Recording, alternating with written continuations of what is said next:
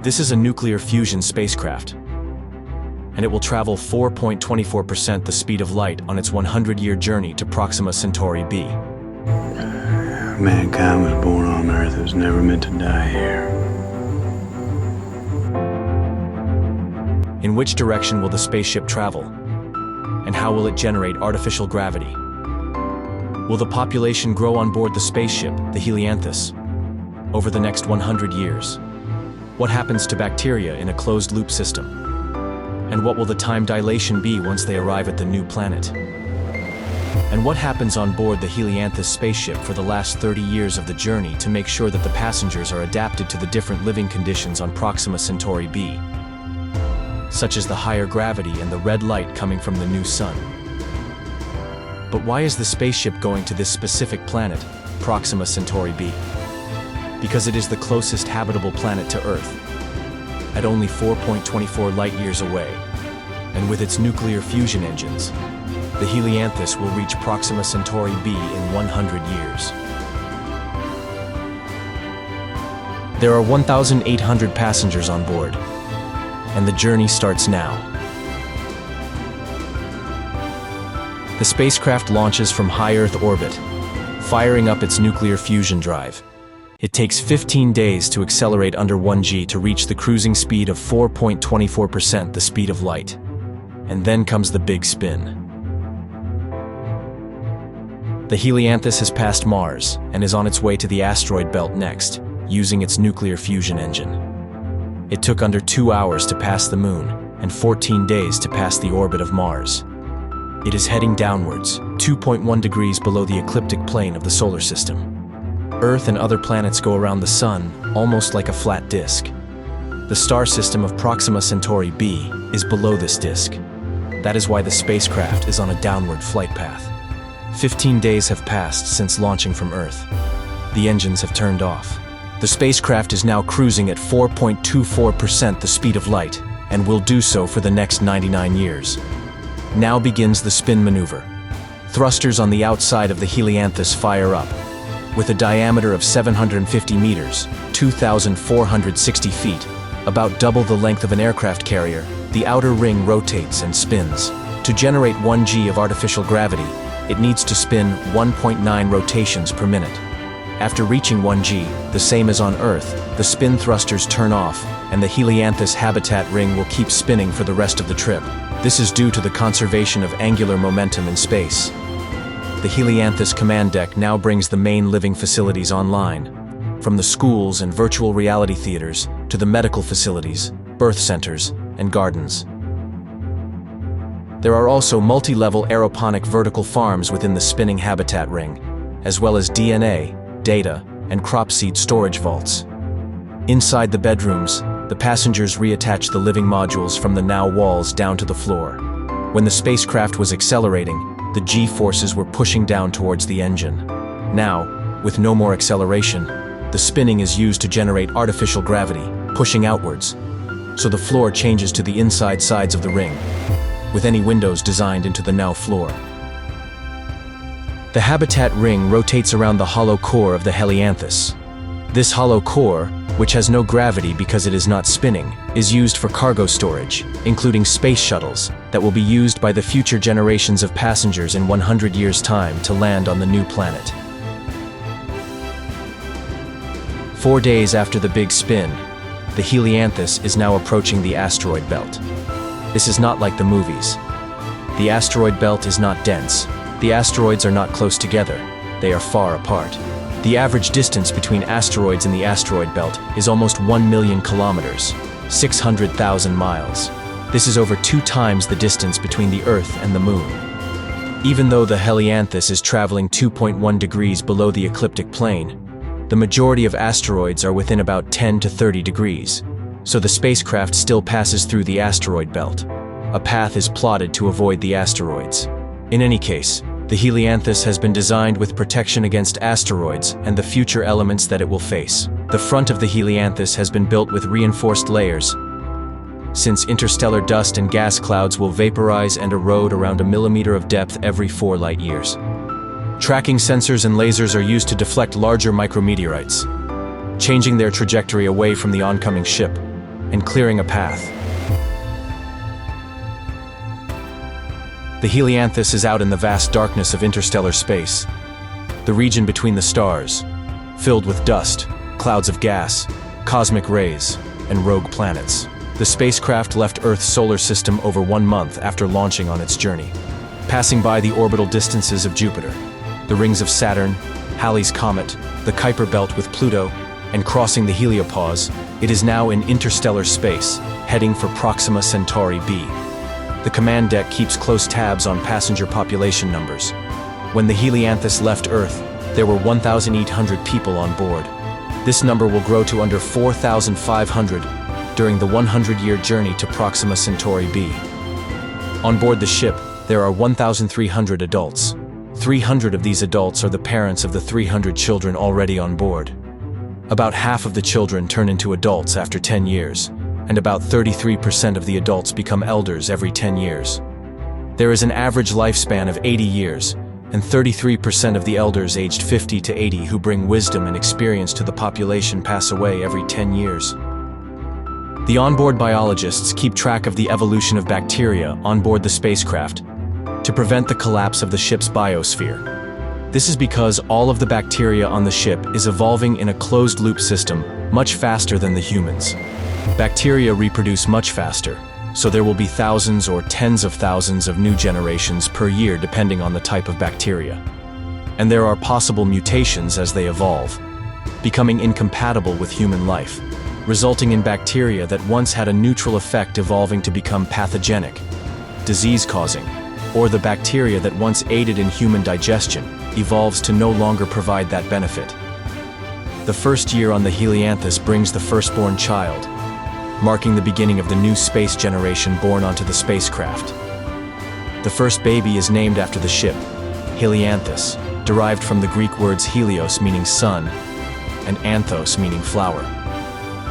32 more babies have been born during this first year of the journey. Each new birth is a sacred moment marked by sending a tiny pebble brought from Earth out into space, creating a symbolic bridge back to Earth.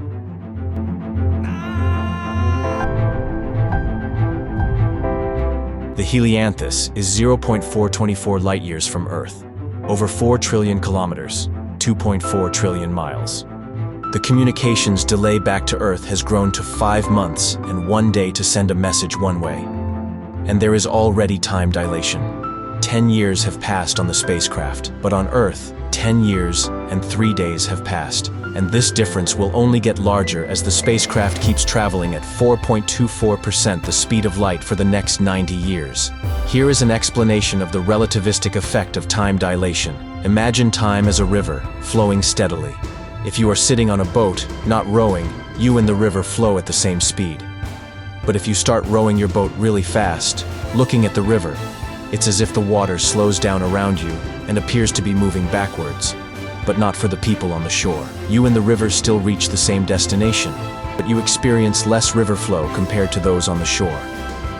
You age a bit less because your piece of the river flowed more slowly for you. How many extra days will pass on Earth when the spacecraft arrives at Proxima Centauri b? The first deaths have occurred on the spacecraft during the first 10 years of the journey. Their bodies sent into space. A shipwide moment of silence takes place each time a passenger passes on, followed by a reading, talking about their future planet Proxima Centauri b, and how the passenger has completed their duty, and their memory will live on forever on the new planet. The 20th year on board the Helianthus marks the beginning of the second new generation born onto the spacecraft.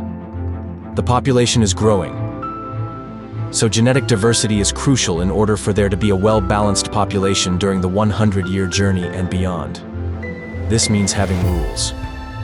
On board the Helianthus, there are strict reproduction guidelines. There are rules regarding family size, to ensure each family has the same genetic influence on future generations, and to avoid reducing genetic diversity, each set of parents will have a similar number of offspring.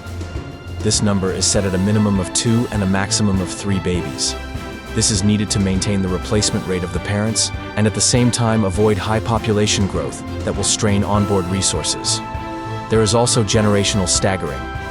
parents are to reproduce at different intervals to prevent age clusters of children, large groups of children with the same age. All of these rules have been put into place to avoid the collapse of the passenger population. Even where a family lives on the spacecraft is monitored. The command deck allocates living quarters to different parts of the ship, creating a rotation system, making sure that individuals from different family units are more likely to interact. This ensures a regular mixing of the gene pool. And when it does come time to reproduce, couples undergo genetic counseling. Their genomes are sequenced to determine genetic compatibility and to understand any potential risks. If there are any issues, there are alternative options available on board, such as the artificial womb lab or using cryogenically frozen spermatozoa and egg samples brought from Earth. All of these guidelines are especially important for the initial generations of passengers. Having a highly genetically diverse population to start with makes it easier to maintain that diversity over the 100-year journey and beyond. The Helianthus is 1.27 light-years away from Earth and 2.97 light-years away from Proxima Centauri b. The communications delay with Earth is 1.27 years to send a message one way. The first generation of children born onto the ship have now reached mature adulthood. Soon, they will transition to junior leadership roles and advanced operational duties. The 1000th baby is born. It has also been given the ship's name, Helianthus. Other common names on the ship include Elysium, Helios, Surya, Apollo, Terra, Gero, and Centauri. Even this far away from Earth, Earth-based mythology continues to live on. There is talk on board the spacecraft of changing the planet name Proxima Centauri b to something more human or even more spiritual in nature. The Helianthus is entering the 50th year of its journey, the halfway mark. Looking out of the windows, the passengers start to see a distinct but faint star. This is their new host sun, Proxima Centauri. From this point forward in the journey, the star gets brighter and brighter with each passing year. The passengers have changed the name of the star. They have given their new sun the name Helios. It is a red dwarf star, and its brightness is much lower than that of Earth's sun, at 65% the brightness. Future generations on Proxima Centauri b will be living with a lower light level of early evening on Earth. But the planet orbits its star much closer than Earth orbits the sun. 1 year is only 11 days. Their sun will appear larger in the sky, and the light will have a reddish color. The Helianthus ship will make changes to help the future passengers adapt to the new light and gravity. The Helianthus is now 2.54 light-years away from Earth, with a communications delay of 2.54 years to send a message one way. There is a time dilation of 60 years passing on the spacecraft, while 60 years and 19 days have passed on Earth. The passengers have renamed their destination planet Proxima Centauri b. The name has evolved over the years and has now been replaced by the new official name Elysia, a paradise where heroes and the righteous go to ensure the continuation of humanity. At this point, 60 years into the journey, the command deck initiates the gravity evolution spin sequence. Since the gravity on Elysia is slightly higher than on Earth, the spin thrusters will be periodically fired up over the next 30 years to slowly increase the spin of the habitat ring, increasing the gravity on the spacecraft, so that for the last 10 years of the journey, the passengers, the new generations of humans, will be used to living under the heavier gravity that they will soon face on their new home planet. The expected gravity on Elysia is set to be around 1.026 times that of Earth, making it just slightly stronger. A person who weighs 50 kilograms, 110 pounds, on Earth will feel as if they weigh 51.4 kilograms, 113 pounds, on Elysia. This slight added gravity means increased stress on the heart and cardiovascular system. The bones and muscles also undergo changes, becoming denser to support the higher gravity. The body's fluids redistribute slightly, leading to increased blood pressure in the lower limbs.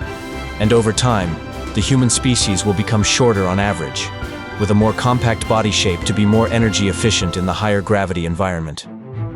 As the gravity slowly increases on board the Helianthus over the next 30 years, the lighting will also be adjusted. The lights on the spacecraft will slowly turn red and less bright, to match the dark red light seen from the new sun, Helios, when living on the new planet. In a world with less light and a red hue, human eyes will adapt and evolve in several ways. The iris could turn a shade of amber or gold to optimize for the red light. Pupils could be larger to allow more light in, making the eyes look darker overall. The white part of the eye, the sclera, would also become more pigmented to reduce glare and improve vision in the dim light. So while Earth humans have a variety of eye colors and a white sclera, these future Elysian humans could have a darker sclera and golden irises.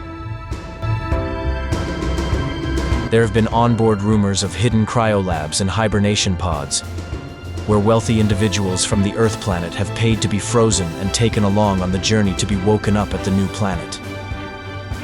The more creative passenger types conjure up other folklore, that these frozen beings plan to colonize and rule over the inhabitants when they reach their new home planet.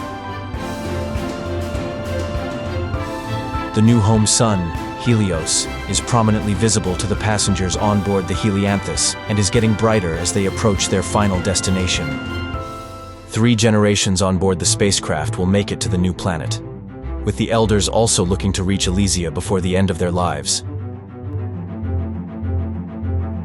The Helianthus is now entering the final year of its journey, and will soon be preparing for its deceleration. Here are the current onboard population numbers. The Helianthus has been cruising for 99 years and 350 days, at 4.24% the speed of light. A continuous spin has been generating artificial gravity for those on board. But soon, 15 days before arrival, the spin thrusters will fire up again, this time in the opposite direction, for spin desaturation, to stop the spin. Then, the Helianthus will perform a flip maneuver so that the engines are pointing towards Elysia, formerly Proxima Centauri b. When the engines fire up, this will be the deceleration burn, to reduce velocity over the course of 15 days at 1g, decelerating the spacecraft, slowing it down, to enter the orbit of the new planet, Elysia.